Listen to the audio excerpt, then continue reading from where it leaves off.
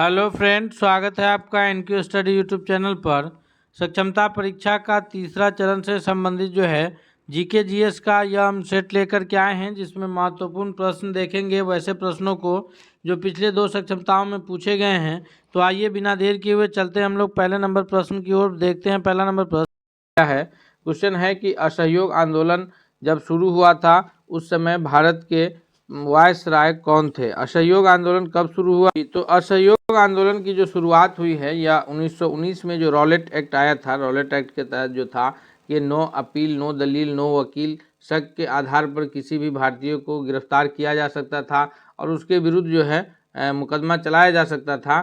तो इसी के विरुद्ध में जो है जलियांवाला बाग कांड, हत्याकांड हुआ और फिर उसके बाद जो है लोगों ने ये असहयोग आंदोलन की शुरुआत गांधी जी के नेतृत्व में 1920 में शुरू हुआ।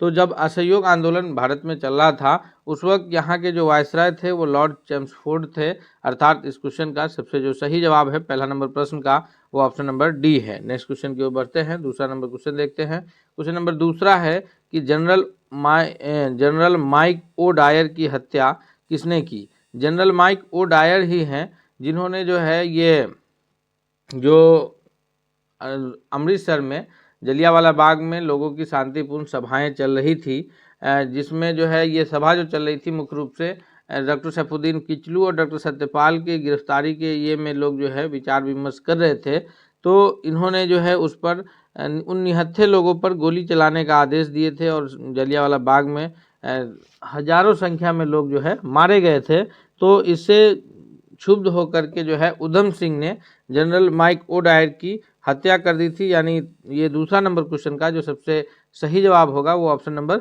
सी के रूप में जाना जाएगा। नेक्स्ट क्वेश्चन की ओर बढ़ते हैं। क्वेश्चन नंबर तीसरा है कि साइमन कमीशन का भारत आगमन कब होता है। साइमन कमीशन का जो भारत में आगमन है यह 1930 है या 28 है, 25 है या फिर 1919 है। तो इस प्रश्न का जो सबसे सही जवाब है तीसरा नंबर क्वेश्चन का ऑप्शन नंबर बी है कि साइमन कमीशन का जो भारत में आगमन होता है वो ऑप्शन नंबर बी यानी 1928 में आता है। साइमन गो बैक के नारे लगते हैं। तीसरा नंबर प्रश्न का सबसे सही जवाब ऑप्शन नंबर बी है। दोस्तों, हम सभी महत्वपूर्ण प्रश्नों को उसके उत्तर के व्याख्या के साथ करेंगे, यानी आप जो इस प्रश्नों को सेट करेंगे इससे आपके अन्य बहुत सारे प्रश्न हल हो पाएंगे।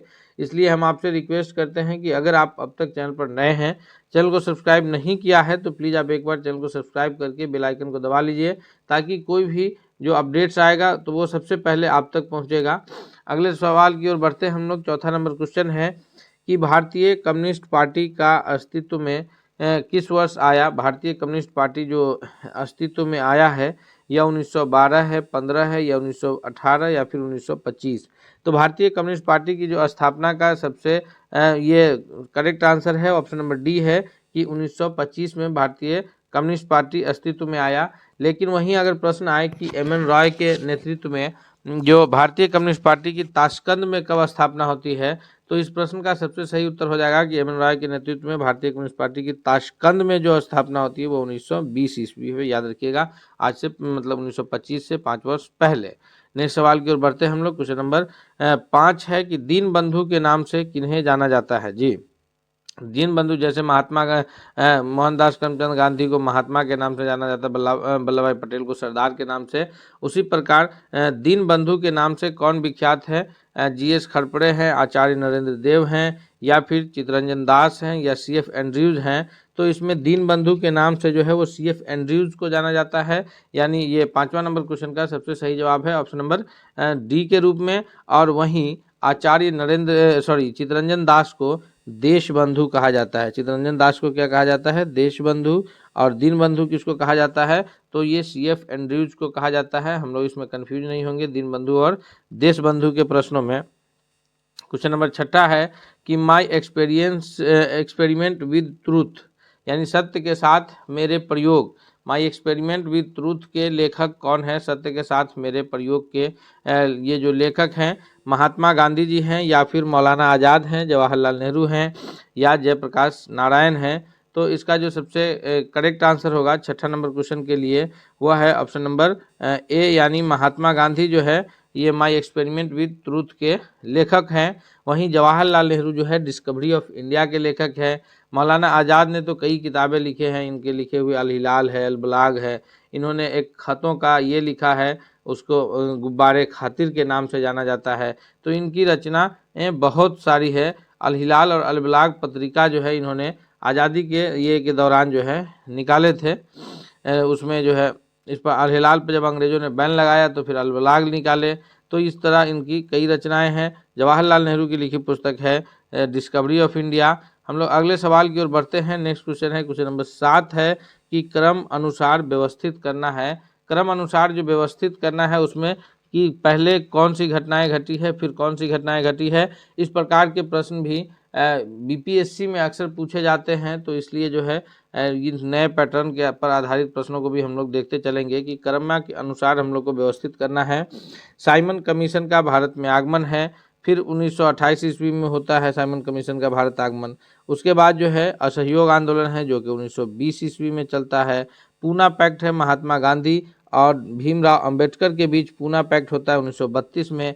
और गांधी इरविन समझौता है महात्मा गांधी और लॉर्ड इरविन के बीच 5 मार्च 1931 को यह समझौता होता है। तो क्रम अनुसार देखिए, सबसे पहले जो घटनाएं घटी है असहयोग आंदोलन, फिर उसके बाद जो है साइमन कमीशन का आगमन होता है, फिर उसके बाद जो है गांधी इरविन समझौता है, फिर उसके बाद अंत में पूना पैक्ट है महात्मा गांधी और बाबा साहब भीमराव अंबेडकर के बीच। अर्थात डी ऑप्शन करेक्ट होगा कि सबसे पहले घटना घटी दूसरा, फिर घटी पहला, फिर चौथा, फिर तीसरा। नेक्स्ट क्वेश्चन की ओर बढ़ते हैं हम लोग। अगला प्रश्न क्या है, क्वेश्चन नंबर 8 है कि दांडी यात्रा में गांधी जी ने कितनी दूरी तय करके नमक कानून का विरोध किया था।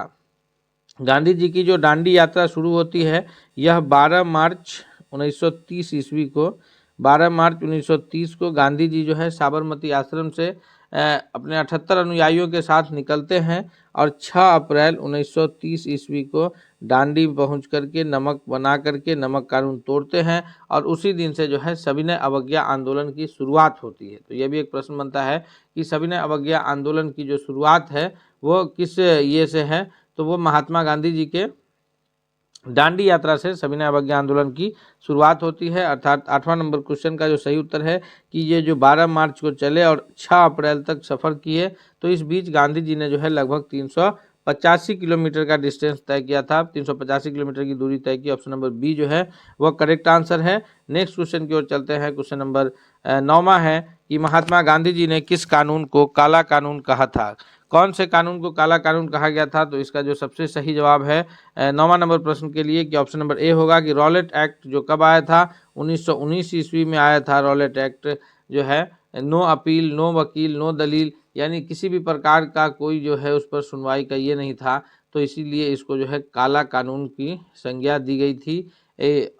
ऑप्शन नंबर ए जो है 9वां नंबर क्वेश्चन का सबसे सही जवाब होगा। क्वेश्चन नंबर 10 है कि चंपारण सत्याग्रह के दौरान महात्मा गांधी जी के साथ कौन शामिल थे। तो चंपारण सत्याग्रह जो 1917 में हुआ उस वक्त महात्मा गांधी जी के साथ जो है राजेंद्र प्रसाद व अनुग्रह नारायण सिंह जो है शामिल थे। ऑप्शन नंबर सी जो है करेक्ट आंसर होगा। वहीं चंपारण आने के लिए महात्मा गांधी जी को कौन इनवाइट किए थे, किन्होंने जो है आमंत्रित किया था, तो चंपारण आने के लिए गांधी जी को जो आमंत्रित किए थे वो थे राजकुमार शुक्ल। और चंपारण में गांधी जी की जो मदद की है तो जहर देने के लिए जो है ये किया गया, तो उस वक्त जो है बत्तख मियाँ ने इन्हों बचाया था। तो ये सभी प्रश्न जो है आने की संभावनाएं रहती है। अगले सवाल की ओर बढ़ते हैं। क्वेश्चन नंबर 11 है कि किसे लोकप्रिय नाम लाल कुर्ती लाल कमीज का जो है जाना जाता है। लाल कुर्ती एक संगठन था जो इनकी स्थापना जो है यह खान अब्दुल गफ्फार खान ने किए थे, जिनको सीमांत गांधी के नाम से भी जाना जाता है। लाल कुर्ती संगठन की स्थापना उन्होंने ही किए थे और उनके जो ये है उसे खुदाई खिदमतगार के रूप में भी जाना जाता है। खुदाई खिदमतगार जो है ये लाल कुर्ती संगठन के लोग को ही जाना जाता है और इनका काम था ये आज़ादी के लिए जो है अंग्रेज़ों के विरुद्ध लड़ाई लड़ने के लिए ये भी संगठन स्थापित किया गया था। किनके नेतृत्व में, खान अब्दुल गफ्फार खान के नेतृत्व में, और उनको उपनाम किससे जाना जाता था, तो सीमांत गांधी के नाम से जाना जाता था। नेक्स्ट क्वेश्चन की ओर बढ़ते हैं। क्वेश्चन नंबर 12 है कि कौन सी पुस्तक जवाहरलाल नेहरू द्वारा लिखी गई है। पीछे जब हम लोग my experiment with truth Mahatma Gandhi की जो लिखी पुस्तक पे चर्चा कर रहे थे, तो उसमें हमने बताया कि जो पंडित जवाहरलाल नेहरू के द्वारा जो लिखी गई पुस्तक है वह है discovery of India. Option number D जो है वो करेक्ट आंसर होगा। और माई एक्सपेरिमेंट विद ट्रूथ के लेखक कौन है, तो वह है Mahatma Gandhi. India wins freedom के जो लेखक हैं यह है हमारे देश के प्रथम शिक्षा मंत्री Maulana Abul Kalam Azad. India wins freedom के लेखक हैं मौलाना आज़ाद। और माई एक्सपेरिमेंट्स विद ट्रूथ के जो लेखक है वो है राष्ट्रपिता महात्मा गांधी। नेक्स्ट क्वेश्चन की ओर बढ़ते हैं। क्वेश्चन नंबर 13 है कि वह काल्पनिक रेखा जो पृथ्वी को 2 बराबर भागों में बांटती है उसको किस नाम से जाना जाता है।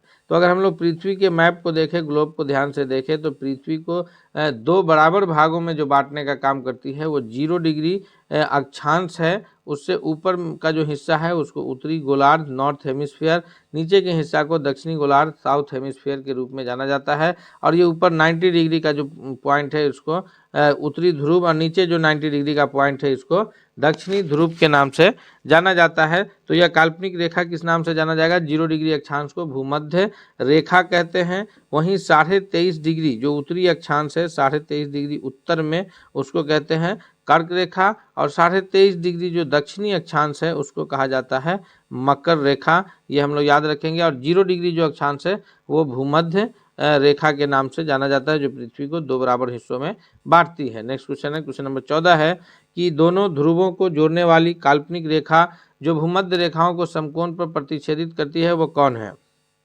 तो पृथ्वी का जो मैप है ऊपर में नॉर्थ पोल, नीचे में साउथ पोल, इन दोनों ध्रुव को जो जोड़ने वाली रेखा है जो इसको 0 डिग्री अक्षांश को समकोण पर विभाजित करती है, इसको किस नाम से जाना जाता है। तो यह जो है इसका सबसे सही उत्तर होगा कि इसको जो है देशांतर रेखा के नाम से जाना जाता है। 0 डिग्री जो देशांतर है वह इंग्लैंड के शहर ग्रीनविच से होकर के गुजरता है, और वही जो है समझिए तो प्रधान मध्याह्न रेखा है, और वहीं से जो है समय का निर्धारण होता है। भूमध्य ये देशांतर रेखा से जो है वो समय का निर्धारण होता है। नेक्स्ट क्वेश्चन है कि एक देशांतर से दूसरे देशांतर के बीच कितना समय अंतराल लगता है। तो देशांतर की कुल संख्या जो है पूर्वी देशांतर में 180 है, वहीं पश्चिमी देशांतर में भी 180 है।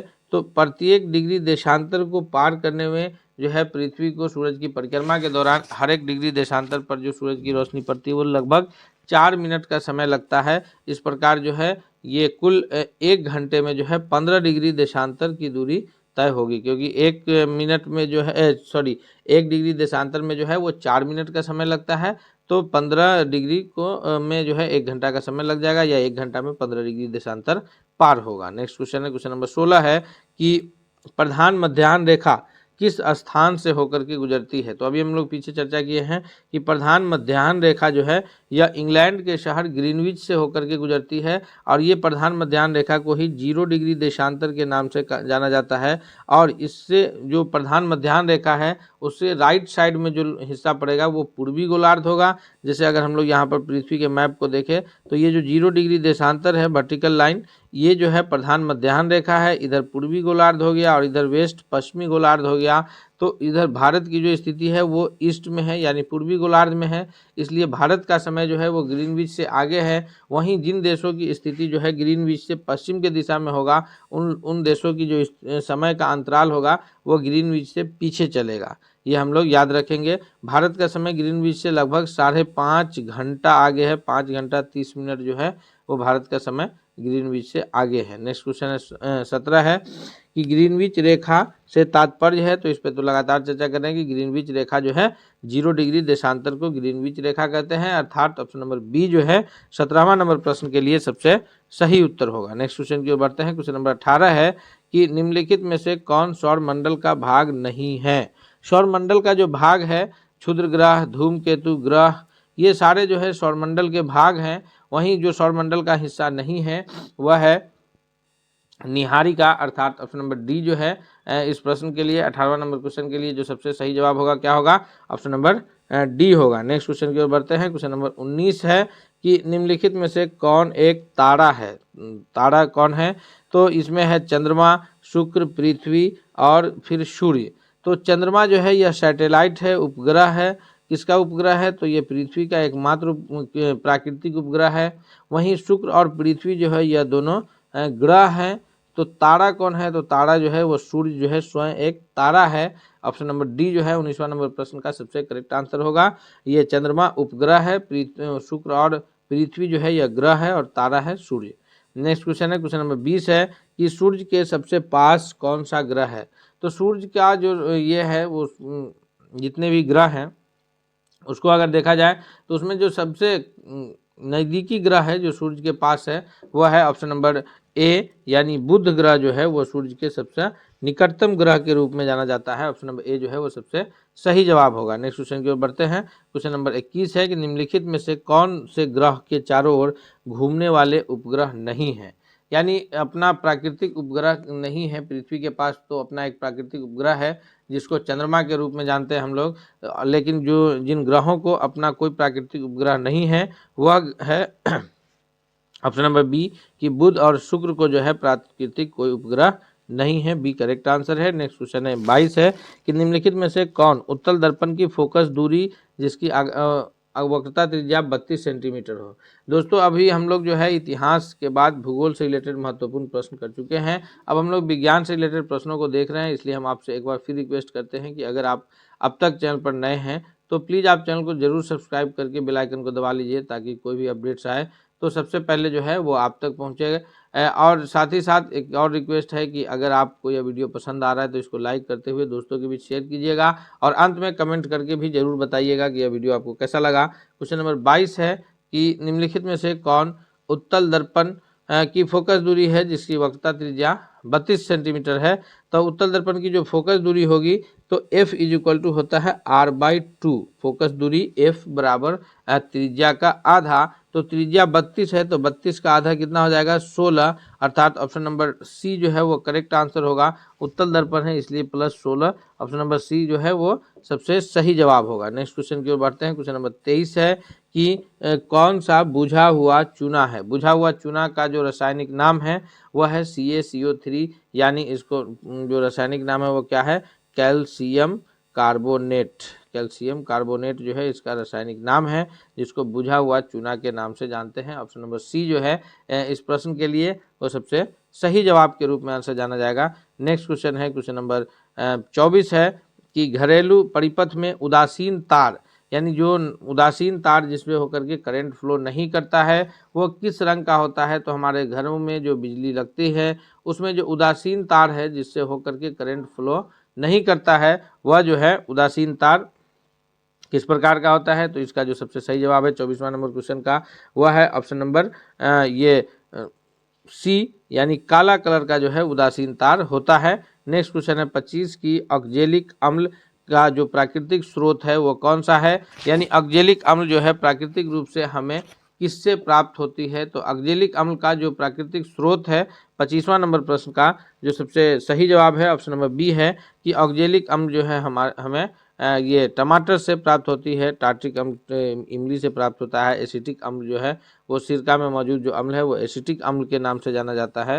नेक्स्ट क्वेश्चन की ओर बढ़ते हैं। अगला क्वेश्चन देखते हैं। क्वेश्चन नंबर 26 है कि निम्नलिखित में से कौन आहार श्रृंखला का निर्माण करता है। आहार श्रृंखला का निर्माण करने का तात्पर्य है कि किससे किसको भोजन की प्राप्ति होती है। तो इसका जो सबसे करेक्ट आंसर है कि बी, यानी घास, घास से बकरी तथा मानव, यानी घास पर जो है घास एक स्वपोषी है, वो अपना भोजन स्वयं बनाता है, फिर उस पर डिपेंडेंट है बकरी, और फिर मानव जो है वो घास और बकरी दोनों पर डिपेंडेंट है।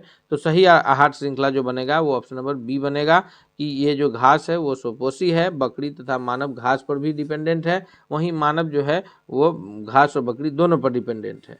नेक्स्ट क्वेश्चन है क्वेश्चन नंबर 27 है कि एक हॉर्स पावर HP का अर्थात यह है हॉर्स पावर अश्व शक्ति जो है वह कितना के बराबर होता है। तो शक्ति का जो SI मात्रक है वो वाट होता है। शक्ति का SI मात्रक क्या होता है वाट होता है, वो जिसको W संकेत से लिखा जाता है। और एक हॉर्स पावर जो है 1 HP जो है यह लगभग 746 वाट के बराबर होता है। ऑप्शन नंबर ए जो है 27वां नंबर प्रश्न का सबसे सही जवाब होगा। 27वां नंबर क्वेश्चन के लिए सबसे करेक्ट आंसर क्या होगा, ऑप्शन नंबर ए होगा। नेक्स्ट क्वेश्चन की ओर बढ़ते हैं। क्वेश्चन नंबर 28 है कि विद्युत फ्यूज जो है यह विद्युत धारा के किस प्रभाव पर कार्य करता है। तो इसका जो सबसे करेक्ट आंसर है 28वां नंबर प्रश्न का वह है ऑप्शन नंबर ए कि विद्युत फ्यूज जो है वो विद्युत धारा के ऊष्मीय प्रभाव पर कार्य करता है, यानी ऊष्मा अधिक होने की स्थिति में जो है विद्युत फ्यूज जो है वो गल जाता है और गल करके परिपथ को ब्रेक करता है, और परिपथ को ब्रेक करता है इसलिए उसके आगे जो भी इक्विपमेंट लगे होते हैं वो सभी सेफली बच जाते हैं। नेक्स्ट क्वेश्चन की ओर बढ़ते हैं। क्वेश्चन नंबर 29 है कि ऊर्जा का सबसे अधिक प्रत्यक्ष एवं विशाल स्रोत क्या है। प्रत्यक्ष यानी जिससे हमें डायरेक्ट ऊर्जा की प्राप्ति होती है, और विशाल यानी उतना बड़ा ऊर्जा का दूसरा कोई फिर स्रोत नहीं है। तो ऊर्जा का जो कोयला है जो कि नवीकरणीय संसाधन है, यानी आज न कल कोयला जो है वो खत्म हो जाने वाला संसाधन है। बिजली है जो कि पानी, कोयले इत्यादि से जो है ये उत्पादित होता है, परमाणु बम। लेकिन इसमें सब में जो सबसे अधिक सर्वाधिक डायरेक्ट और सबसे बड़ा विशाल स्रोत है वो सूर्य है। ऑप्शन नंबर सी जो है 29वां नंबर प्रश्न के लिए सबसे करेक्ट आंसर होगा। नेक्स्ट क्वेश्चन की ओर बढ़ते हैं। क्वेश्चन देखते हैं हम लोग। क्वेश्चन नंबर 30 है कि टिहरी बांध जो है वो किस नदी पर बनाया गया है। जी, टिहरी बांध इनमें से गंगा नदी पर बनाया गया है, या फिर सतलज या यमुना या फिर नर्मदा।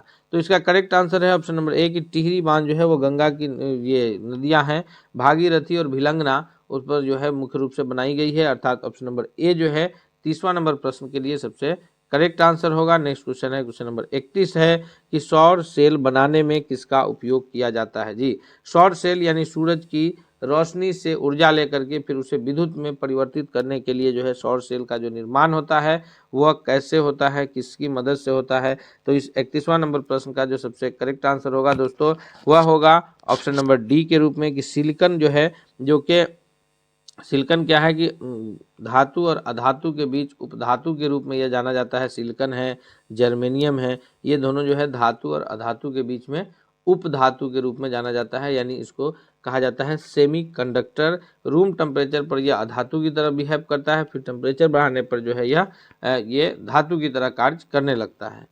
तो इसका करेक्ट आंसर है ऑप्शन नंबर डी कि सिलिकॉन का उपयोग जो है सोलर सेल में किया जाता है। दोस्तों, हम सभी महत्वपूर्ण प्रश्नों को एक एक करके व्याख्या के साथ कर रहे हैं। हम आपसे रिक्वेस्ट करते हैं कि आप अगर अब तक चैनल पर नए हैं तो प्लीज़ जरूर चैनल को सब्सक्राइब कर लीजिए। दूसरा है 32वां नंबर प्रश्न है कि बांध के द्वारा स्थापित टरबाइन ज्वारीय ऊर्जा को किस रूप में परिवर्तित करता है। तो बांध के द्वारा जो स्थापित टरबाइन है वह ज्वारीय ऊर्जा को विद्युत ऊर्जा में परिवर्तन करता है। ज्वारीय ऊर्जा अर्थात यह है कि ज्वार भाटा के क्रम में जो ज्वार कहते हैं कि समुद्र में लहरों का उठना और उससे समुद्र की पानी का ऊंचाई तक उठना और फिर नीचे गिरना ज्वार कहलाता है। ऊपर उठना ज्वार कहलाता है और नीचे गिरना भाटा कहलाता है। तो इसमें जो है बांध बना करके पानी को इकट्ठा किया जाता है, फिर उस पानी को जल विद्युत परियोजना के लिए इस्तेमाल किया जाता है। नेक्स्ट क्वेश्चन है 33 है कि संविधान सभा में संविधान की अंतिम रूप से किस दिन पारित किया। तो संविधान सभा ने संविधान को जो अंतिम रूप से पारित किया है, 33वां नंबर सवाल का जो सही उत्तर है ऑप्शन नंबर सी है कि 26 नवंबर 1949 ईस्वी को। यही कारण है कि हर वर्ष हम लोग 26 नवंबर को जो है संविधान दिवस के रूप में मनाते हैं, लेकिन हमारा संविधान जो लागू हुआ है वह 26 जनवरी 1950 को हुआ है, जिसको हम लोग गणतंत्र दिवस के रूप में मनाते हैं। क्वेश्चन नंबर 34 है कि संविधान पांडुलेख समिति में निम्नलिखित में से कौन से सदस्य शामिल नहीं थे।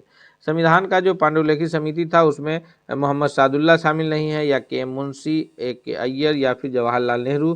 तो इसका करेक्ट आंसर है ऑप्शन नंबर डी कि संविधान के पांडुलेखन में जो है हमारे प्रथम प्रधानमंत्री जवाहरलाल नेहरू शामिल नहीं थे। नेक्स्ट क्वेश्चन है 35 की भारतीय संविधान सभा में महिला सदस्यों की कुल कितनी संख्याएं थी। कितनी महिला सदस्य भारतीय संविधान का निर्माण का जब कार्य चल रहा था तो उसमें कितने महिला सदस्य जो है वो कार्यरत थी। इस 35वां नंबर क्वेश्चन का करेक्ट आंसर है ऑप्शन नंबर डी कि 15 महिला सदस्यों की उसमें भागीदारी थी। नेक्स्ट क्वेश्चन की ओर बढ़ते हैं। क्वेश्चन नंबर 36 है कि भारतीय संविधान के किस भाग को उसकी आत्मा की आख्या प्रदान की गई है। आत्मा किसको कहा गया है, तो मौलिक अधिकार को, या फिर उसके डायरेक्टिव प्रिंसिपल को, यानी राज्य के नीति निर्देशक तत्व को।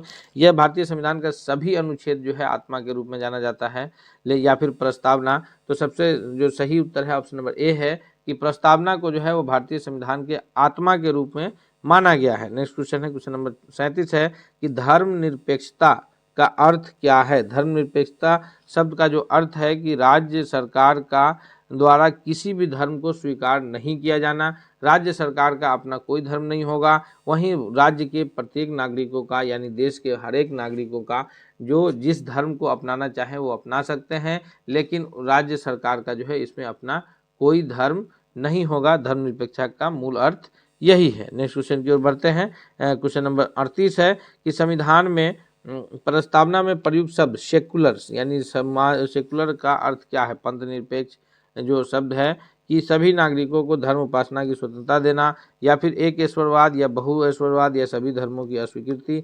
तो सेकुलर शब्द जो है कहीं भी सभी धर्म को अस्वीकृत नहीं करता है। सेकुलर शब्द का अर्थ यह है कि सभी नागरिकों को धर्म एवं उपासना की स्वतंत्रता, और यह भारतीय संविधान का मूल अधिकार में भी शामिल है कि भारत के नागरिकों को जो है अधिकार प्रदान किए गए हैं। उसमें से एक अधिकार ये भी है कि भारतीय नागरिकों को धार्मिक स्वतंत्रता का अधिकार दिया गया है। नेक्स्ट क्वेश्चन है, क्वेश्चन नंबर 39 है कि समाजवाद का अर्थ क्या है? समाजवाद का अर्थ सामाजिक नियंत्रण है या राष्ट्रीयकरण है, सामाजिक न्याय है या फिर सामाजिक स्पर्धा है।